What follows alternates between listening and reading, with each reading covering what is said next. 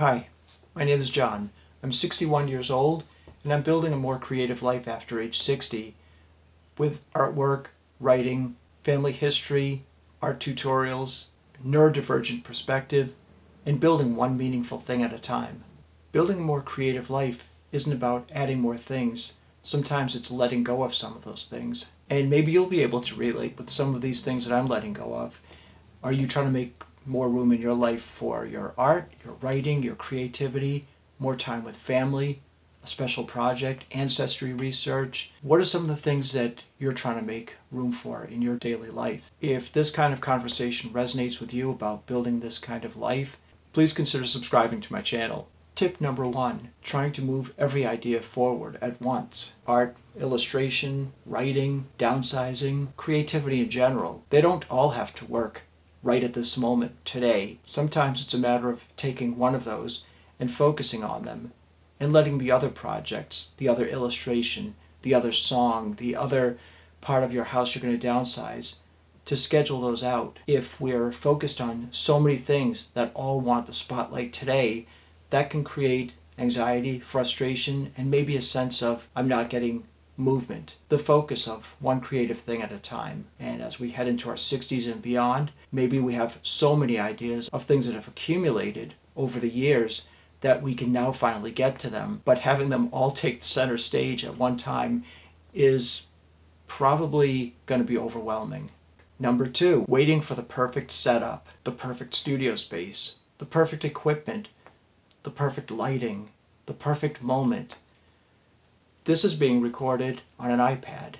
You could use a phone. It doesn't have to be fancy, expensive equipment. It can be something that you currently have. The art studio space. As an artist, I use different colored pencils. I use pastel pencils. I use charcoal and graphite. Those can all become cluttered, and if that's holding you back from doing your art projects, then it's probably not going to be the perfect place ever. So not looking for perfection in what you do is part of the key. And I think for some of us, we do that. You might notice that in your work. Number 3, overcomplicating the work. This happens in creativity and in life in general.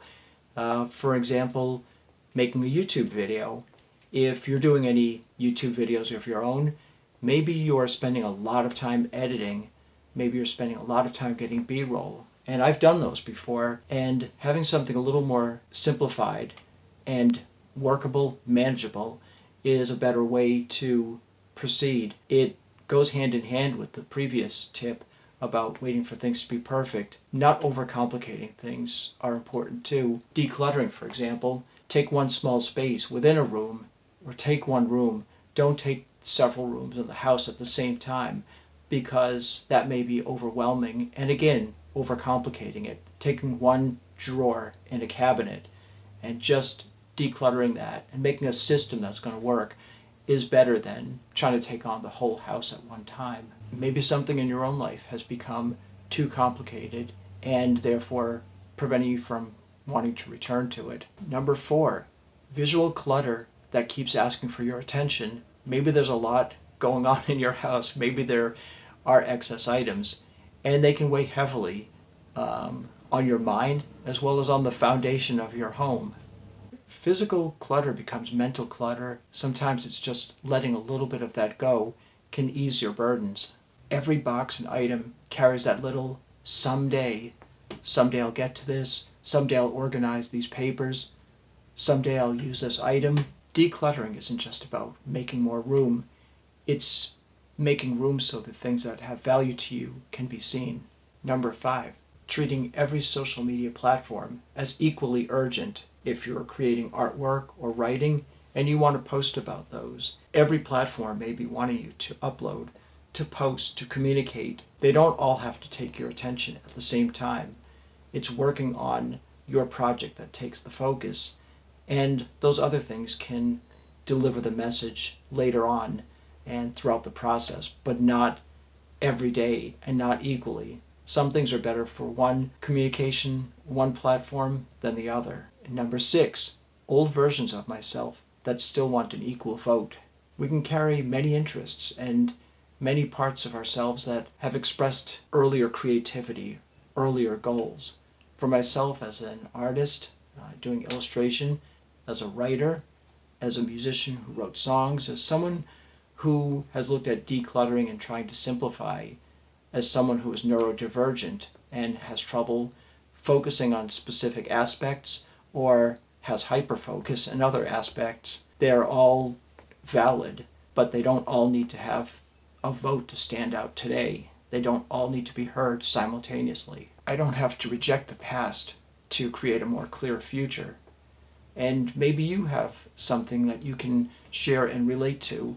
Maybe there's something about your work or goals, dreams that you had, maybe on your creativity, your focus in life. And number 7, trying to build the whole future in one sitting. For my example, I create illustrations. I have a Substack. I have this YouTube channel. I'm a writer and I do family research.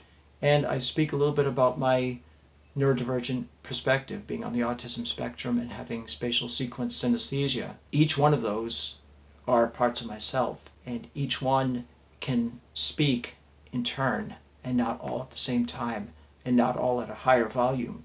So maybe there are aspects in your life that you can apply this to, that you can focus on, and whatever your goal is, as we're into our 60s and we go beyond our 60s and we're looking at retirement, maybe there are things that we want to focus on, and there may be many things, but letting each one take a spotlight and focusing on that is the most important tip I think we can give ourselves and that we can try to work with.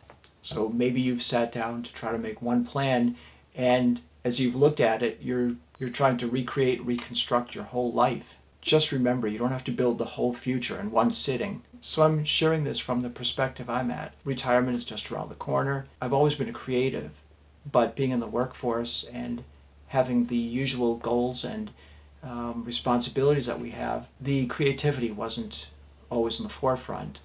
But now at this phase in life, and maybe you can relate to this, it's finding that path, that way forward. These tips, I hope, will help you get to your goals. And maybe you don't need to change everything at once. Maybe there's one goal, one project, one creative feature in your life you want to focus on. Feel free to share that below, what you're working towards, what you're working on, and some of the challenges you might have faced in your journey. This is a journey in process. On this end, you may be heading towards that process or within it yourself. So what are you letting go of? What are you making more room for in your life? Share that in the comments below.